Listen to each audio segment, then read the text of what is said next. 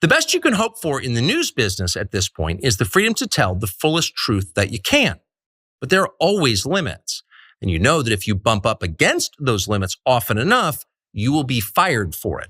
That's not a guess, it's guaranteed. One of the first things you realize when you step outside the noise for a few days is how many genuinely nice people there are in this country. Kind and decent people, people who really care about what's true. As of tonight, there aren't many platforms left that allow free speech. The last big one remaining in the world, the only one, is Twitter, where we are now. The other thing you notice when you take a little time off is how unbelievably stupid most of the debates you see on television are. They're completely irrelevant. They mean nothing. Starting soon, we'll be bringing a new version of the show we've been doing for the last 6.5 years to Twitter. Remember Tucker Carlson, after he got fired from Fox News, he came out with a few videos with little insinuations, suggestions that he's moving on, doing something different after he got fired there, costing him all those hundreds of millions of dollars. Well, as you can see there, a little bit of Twitter is better than Fox News and all that. He's probably nudging them a bit to see if he can maybe get out of whatever contract issues are happening so he can continue his propaganda. Now, with all that in mind, enter the latest revelations. This was actually very fascinating to me. It was over from the Daily Signal, conservative outlet called the Daily Signal. And this is their headline here. It says, exclusive. Leaked policy exposes Fox News stances on woke ideology. The battle is on. The more of the revelations coming out of Fox News is on, this time from the right. This is fascinating stuff. This is from the very beginning of this article. It says Fox News employees are allowed to use bathrooms. Think about this again. This is the negative expose. Fox News employees are allowed to use bathrooms that align to their gender identity rather than their biological sex, and permitted to dress in alignment with their preferred gender. Dum, dum, dum. They must also be addressed by their preferred name and pronouns in the workplace. Oh my God, can you believe they're doing this disgusting behavior over Fox News? There's more. The revelations comes amid conservative consternation at Fox Digital's use of activist language like gender affirming care in stories on his website, as well as the site's consistent use of female pronouns for biological males like TikTok celebrity Dylan Mulvaney and swimmer Leah Thomas. Oh my God, can you believe that they're using correct pronouns for a human being who wants to be referred to a certain way? It's maddening. So by the way, if you guys weren't outraged enough, they also referred at one point in this article to this news package that they did put together about a particular family who has a trans teenager in the house. And if you look at it, your hair is gonna be on fire. Watch. Rylan Whittington, whose journey of transitioning at age 5 has been seen by 7 million people in a family YouTube video. Ryan Yannis has a story about that family that hopes their experience can help others. Watch here. If you saw me walking down the street, you wouldn't think anything different. 14-year-old Rylan Whittington is a typical Southern California teenager. And the Whittingtons, along with mom Hillary, dad Jeff, and sister Brinley, are a typical family.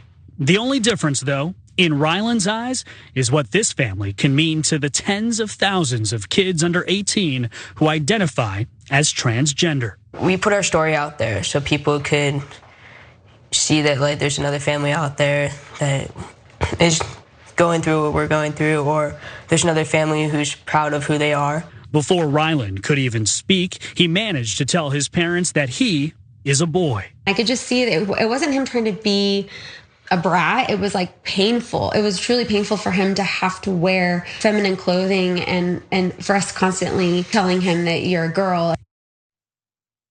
Devastating. Actually, you notice in that piece they referred to the boy as he. Oh my God, it's like devastating.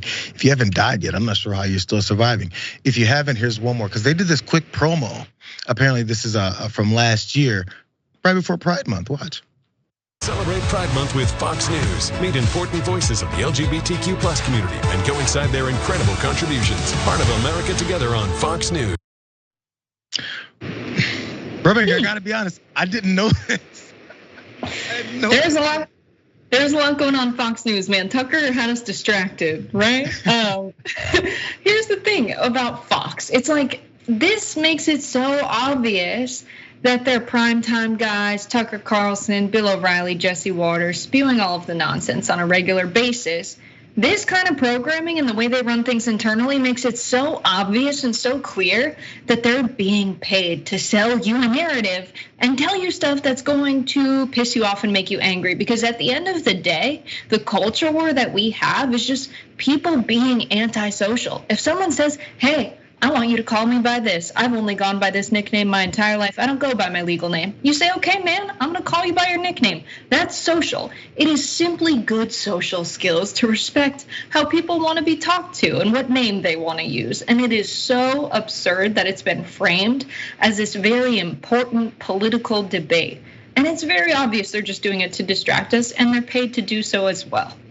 Once they have the audience, as you notice from all those revelations from the Tucker Carlsons to the Sean Hannitys to Laura Ingrams and whoever else was talking, it was consistently about our audience is gonna hate us for this. We have to revert back or we're gonna lose them. It's about making that money. It's about making sure you keep that audience that has been cultivated to hate all those things that you told them to hate. And once you turn your back on that hate, they go, wait a second, I came here for the hate and the bloodthirst and the anger.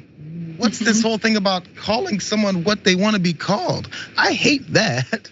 And therefore they take off. By the way, I started with Tucker Carlson, there's a reason why. Some of these anonymous sources in this piece, which went down to like the bathroom policies, by the way, at Fox News, which they allow folks to use the restrooms that affirm their gender identity. But also some of those sources kind of stuck out to me. This is more from that Daily Signal article. It says, quote, they want you to think that this place, it's this place that supports traditionally conservative values. That's what a former producer for Tucker Carlson Tonight told the Daily Signal. But in reality, they continue on, they're pushing this nonsense behind the scenes. Also, a source who still works at Fox News told the Daily Signal that after Carlson's show was canceled in April, producers for the 8 p.m. quote Fox News Tonight program that was formerly his were told not to bash Dylan Mulvaney. That directive came from high-level executives. That's what the source said. Oh, devastating, devastating. They said not to continue to bash Dylan Mulvaney, even though they did over and over and over again, probably up to this day. They just had Ted Cruz's dumbass on there talking about how he's going to be filing investigations into how this beer company had any kind of business partnership for a minute with Dylan Mulvaney. Yeah, so they're still talking about it. But still, you're supposed to hate Fox News because Tucker Carlson is gone. You're not supposed to hate Fox News because they've propagandized you so much into this level of hatred that now you can't even see straight. That's the problem.